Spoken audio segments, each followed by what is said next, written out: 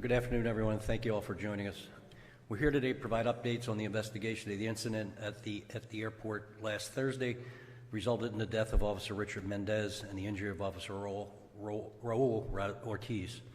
In just a few moments, the Philadelphia Police Department will share details on the arrest of 2 additional suspects in connection with this senseless act of violence.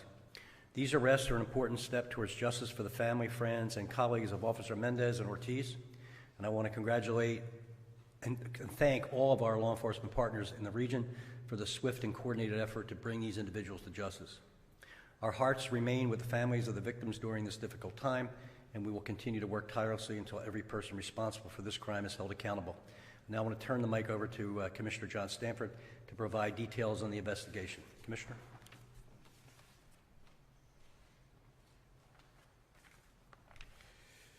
Good morning, or good afternoon. All the days start to run together and the times do as well.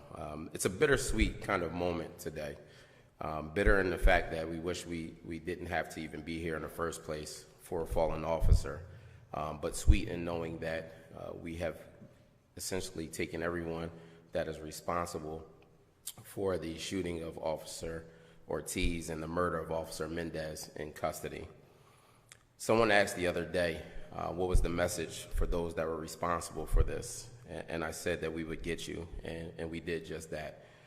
We did that thanks to the relentless work by our homicide investigators, our shooting investigation group, crime scene unit, forensics, and the amazing collaborative work with our law enforcement partners, most of which you will see here today, at the FBI, the ATF, the U.S. Marshals Service, New Jersey State Police, Pennsylvania State Police, the District Attorney's Office, and Camden Police.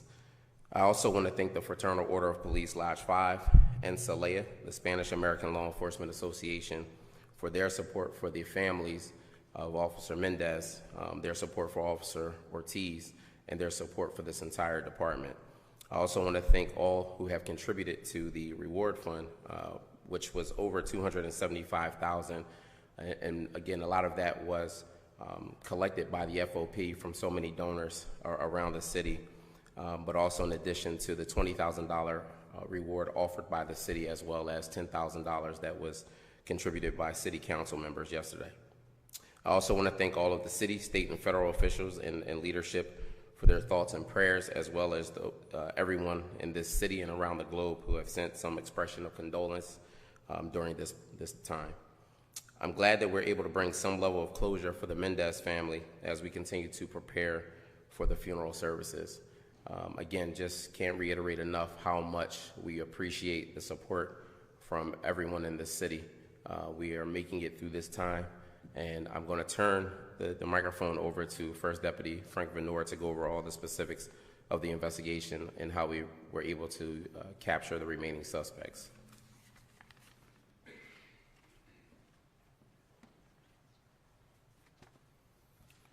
All right, good afternoon. Just to review what we talked about yesterday. On Monday, we developed probable cause and a warrant for Yabrani Martinez Fernandez. Mr. Fernandez was located in New Jersey in the early morning hours. He was in Cherry Hill staying at a hotel. U.S. Marshals along with the Homicide Division and State Police, took him into custody. This morning, he went through the extradition process, and this morning he has been brought to the Homicide Division where he's being processed for murder. During the course of time between Monday and yesterday, we developed 2 more suspects in this case. As we told you, the original decedent, we believe he had 3 accomplices that participated in the incident. So during that time, the 2 suspects, and I'm going to give you their names, and I'll spell them if you need be later on. One is an Alexander Batista Polanco. He's 21 years of age, and he's from Camden, New Jersey.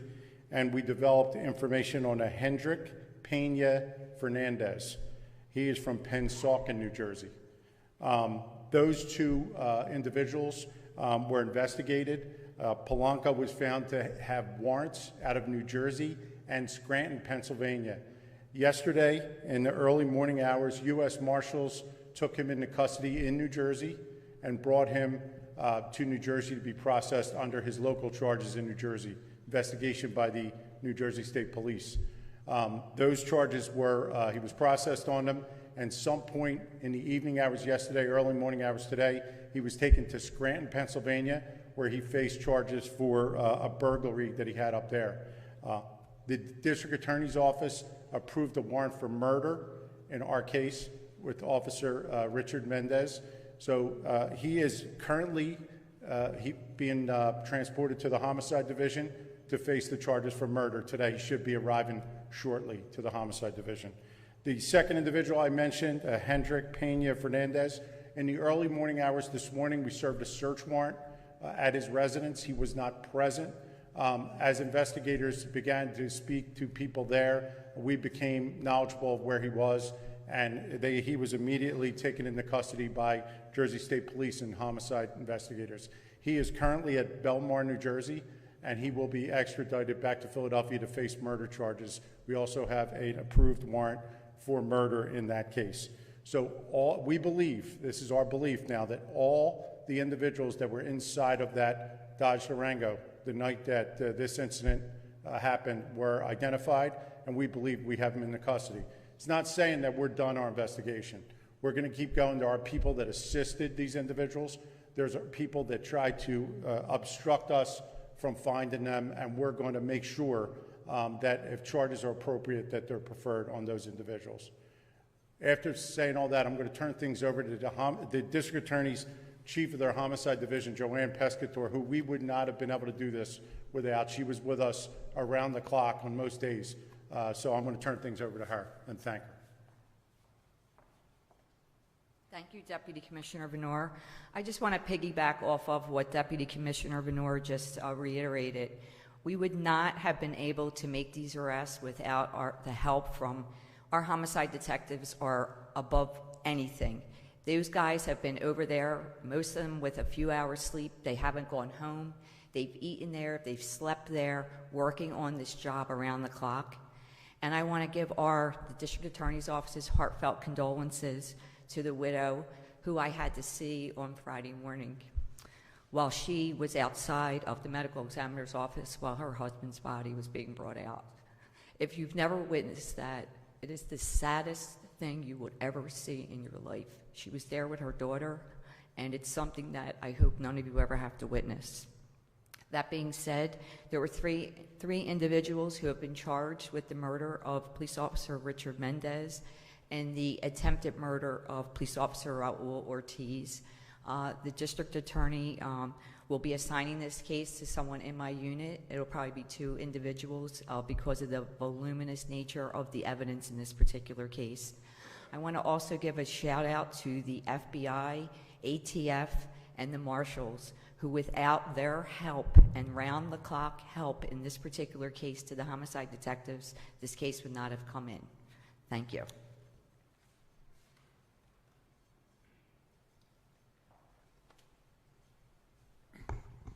Good afternoon. On behalf of the City of Philadelphia, and particularly the members of council, I just want to say to the Mendez family our genuine and our sincere prayers and our condolences. We really understand the sacrifice that is made every day by your family member that went out to protect us. So we will be there for whatever it takes. A couple of our council members actually have a personal relationship with a fallen soldier. That's where I feel about this in this particular environment. So we'll be there. To all of the law enforcement agencies, not only in the city of Philadelphia, but across the region that have participated and assisted us in this swift apprehension of these individuals. Again, thank you so much for the work you do. We can't say how much we appreciate all you do to keep us safe. We hear on the news every night about what's going on in various countries and other parts of the world, but in the city of Philadelphia, there is no one more important than what you do and nothing more important than what you do for us there every day. So we just want to thank you all so much and tell you how much we really appreciate you all. Thank you. Next up, my colleague, Councilwoman. Please come on up, Councilwoman Lozada, who actually was a personal friend. Thank you. Good afternoon, everyone. I've remained in close contact with Officer Mendez's family, and they've asked me to share this statement with you this afternoon. We are relieved and grateful that progress toward justice for Richie has been made. We are thankful for the swift action that the Philadelphia Police Department took to find the perpetrators, and we appreciate the outpour of support through kind words and contributions that were made through the reward fund. It is amazing to see how many people have come together not only to work this case, but to bring justice, to support one another in the aftermath of this loss. As a family, we are grieving and are facing personal trauma through this murder, as are the officers who worked with Richie. We are all processing this loss, and as we do, each officer of the 25th Police District and the airport unit, as well as across the city, continue to put their uniforms on every day and continue to protect and serve our city. We are grateful for them, for their dedication to their job, and we know that Richie would be grateful too. Even though we're experiencing hurt and anger, there is some solace in knowing justice is being carried out. As we continue to grieve, we ask for continued privacy. But we want to thank everyone once again for all they have done during this extremely difficult time for our family. I'd like to mention that I received a text while coming in, and even though we continue to ask for everyone to please respect their privacy during this time, they are extremely overwhelmed, and they're asking for people to please respect their privacy, and that includes on social media as well. Thank you.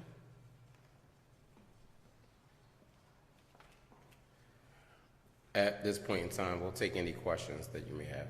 Yes. Two questions, one follow-up. First question, you said bittersweet moment, bitter, and then the loss of one of your fellow brethren. I know that dark stripe weighs down bad, sweet, that you were responsible for this family. I mean, bitter in the sense that we've already, I think earlier this week, I expressed that this week here, we have one funeral that is planned for a captain and commander died by suicide. That's tomorrow. We have a funeral on Friday for an officer who died suddenly, but was an active officer. And then this tragic incident occurred last week, hence leading to the funeral that will be on Monday evening, the viewing, and then the funeral on Tuesday. Bitter in the sense that none of us, the folks standing up here from our agency and from every other law enforcement agency, nobody wants to be in the position where they have to talk about an officer losing their life. And so that's the bitter component of it. The other bitter component is that we've stood here too many times over the years having these same type of conversations. And so that's the bitter component of it. The sweet component is the fact that we, were able to make an arrest, as sweet as it can be.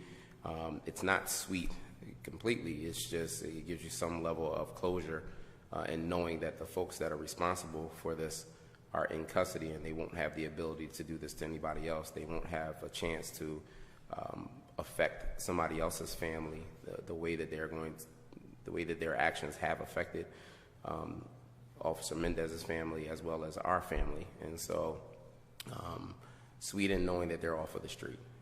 And so that's why I say that. But, hopefully there are some other, as Deputy Venor alluded to, anyone else that had any part in this, regardless of how slight, we are still going to continue to pursue them as well. And so I think the message has to be clear that if you do this type of action towards the law enforcement, there are severe consequences. I mean, and again, it should be the same for, consequences for anybody that's murdered. But obviously, if you have, something in your mind to think that it's okay to do that to law enforcement, then something's really wrong. Commissioner, do you know who the shooter is? Lack of cameras at the airport, lack of cameras. Those that are there are 50 years old. Is that acceptable? And would more cameras prevent tragedies like this? So I don't run the airport, and so I can't explain in terms of why there are cameras or why there are not cameras.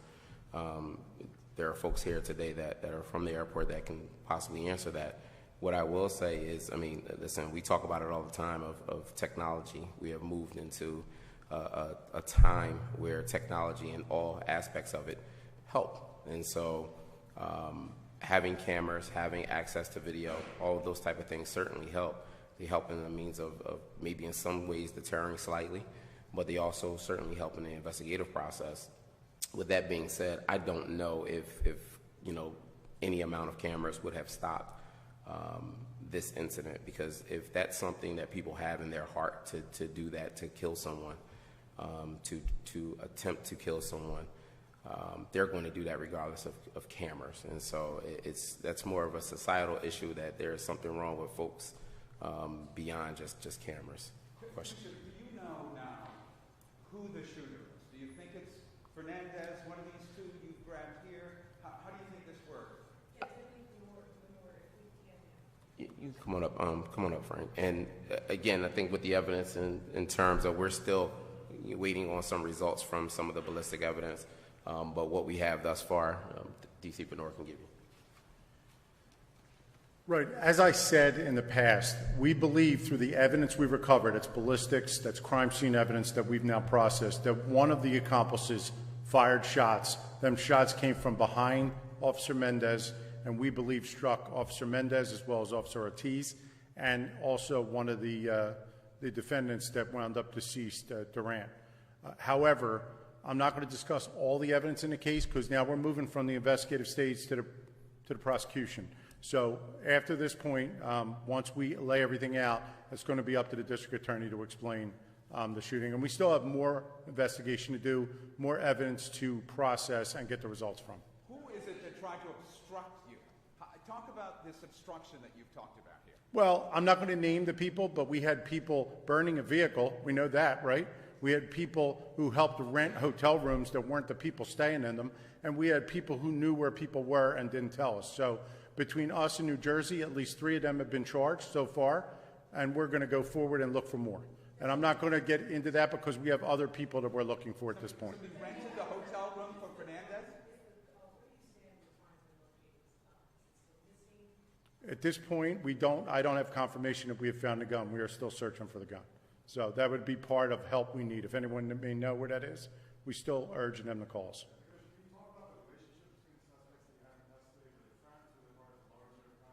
I mean, they knew each other. It's obvious they knew each other. They were part of this theft that occurred that night. They may have been part of others. I'm not going to get too deep into that. I think that's a larger investigation that's going on not only here but in New Jersey.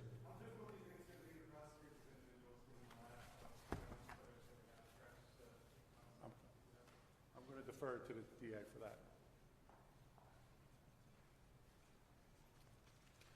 I'm very confident in this particular case, in the forensics and the technology that was used. These people all knew each other. They were together. We have proof of that, so I'm very confident in this investigation. Is this a capital case, a death case in your view? That's not my decision. That's the decision of the district attorney. Well, you're the representative of the district attorney and you work in this area. Does this constitute a death case? That's the decision of the district attorney, not mine. Would you urge him to use this as a death case? I don't have any say in that matter. That's the ultimate decision of the district attorney.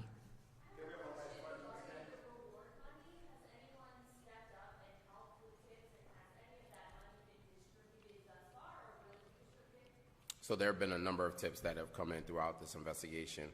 We'll be combing through that in the coming days to figure out how that will be dispersed. But nothing has been dispersed as of this point.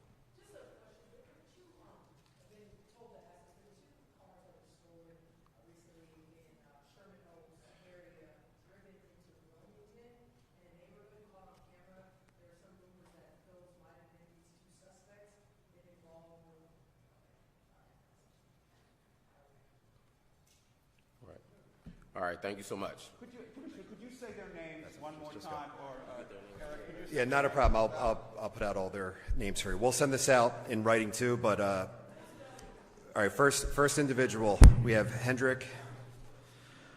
First name, it's Hendrick, Pena, Pena -Fernandez. Fernandez, Fernandez, Nandez. He's 21 years old.